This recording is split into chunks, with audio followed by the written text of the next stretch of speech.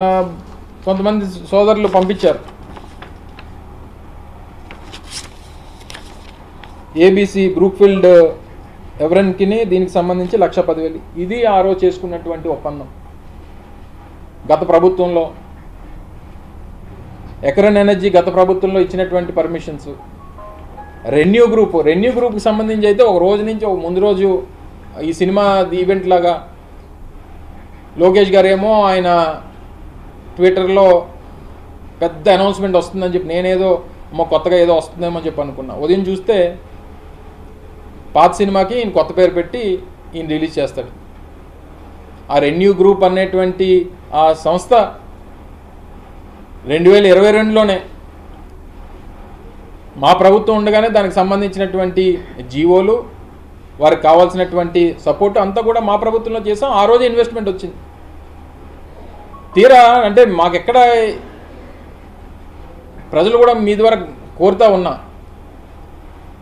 ఆ రోజు మేము ఢిల్లీలో డిప్లొమాటిక్ కాన్క్లేవ్ పెడితే ఇదే సుమన్ సిన్హా గారు రెన్యూ పవర్కి సంబంధించినటువంటి చైర్మన్ గారు ఆ సమావేశానికి విచ్చేసి రాష్ట్రంలో ఉన్నటువంటి జరుగుతున్నటువంటి అభివృద్ధి గురించి పెట్టుబడుల గురించి వారు మాట్లాడారు. తర్వాత మళ్ళీ విశాఖపట్నంలో జరిగినటువంటి సదస్సు కూడా విచ్చేసి అక్కడ కూడా మాట్లాడారు. తీరా నిన్న వారు వేదిక మీద మాట్లాడినప్పుడు గత 6 సంవత్సరాల నుంచి మేము రాష్ట్రానికి రాలేదు, 6 సంవత్సరాల తర్వాత వస్తున్నాం అన్నటువంటి మాట కూడా ఆయనే మాట్లాడారు. ఇదంతా చూసిన తర్వాత నాకేమనిపించిందంటే బెదిరించింది మేము కాదు, రాష్ట్రానికి వస్తున్నటువంటి వ్యాపారవేత్తల్ని ఇండస్ట్రియలిస్టులని బెదిరించింది మేము కాదు. ఆయన మాటలు చూసిన తర్వాత ఎవరు బెదిరిస్తున్నారో అర్థమైంది.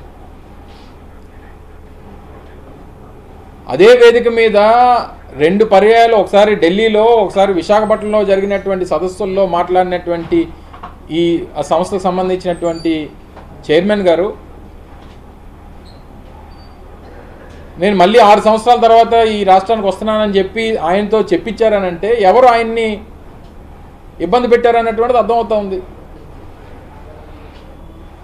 ఇన్ని వేల కోట్ల రూపాయలు పెట్టి అంత ప్రాసెస్ జరిగి ఇన్వెస్ట్మెంట్కి రెడీగా ఉన్నప్పుడు పాపం అటు వెళ్ళాక ఇటు వెళ్ళాక ఉన్నటువంటి పరిస్థితుల్లో ప్రభుత్వంలో ఉన్నటువంటి పెద్దలు మీరు ఈ మాట చెప్తే తప్ప మీరు చేయడానికి వీల్లేదని చెప్తేనే అలా చెప్పగలరు తప్ప ఎవరన్నా అలా మాట్లాడగలరా? తీరా ఇంకా ఒకటి కాదు, ఇంక ఏది చూసినా సరే ఇంకా లూలు గ్రూప్ని ఆ చైర్మన్ గారిని తీసుకొని వచ్చారు. ఆయన నెల విధ్వంస డీల్కి ఆయన ఏ సమిట్ అయినా ఆయన ఉంటాడు, కానీ ఇప్పటికీ కూడా ఏమీ కట్టడు. ఇక్కడ 2000 మీరు లూలు పేరు ఎప్పటి నుంచి వింటున్నాం మనం? 2015 నుంచో 16 నుంచి వింటున్నాం. విశాఖపట్నంలో 2016 నుంచి విశాఖపట్నంలో లూలు కన్వెన్షన్ కడుతుందనో, లూలు హైపర్ మార్కెట్ కడుతుందనో, లూలు అది కడుతున్నారు ఇది కడుతున్నారు అని చెప్పి 10 సంవత్సరాలు అయిపోయింది. ఇప్పటికీ కూడా ఏమీ లేదు. అంటే ప్రచారానికి వాస్తవానికి ఉన్నటువంటి వ్యత్యాసం చెప్తా ఉన్నా.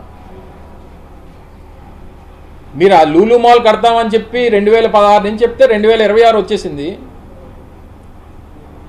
అటువంటిది మేము 2023లో ఆగస్టు 1వ తారీఖున ఇనార్బిట్ మాల్కి ఫౌండేషన్ వేస్తే రేపు జనవరి 2026లో అది ఓపెనింగ్ సిద్ధంగా ఉంది. ఇప్పటికి వెళ్ళి చూడడానికి రెడీగా ఉంది. అది మా కమిట్మెంట్, అది మా ప్రభుత్వం. కానీ సరే మేము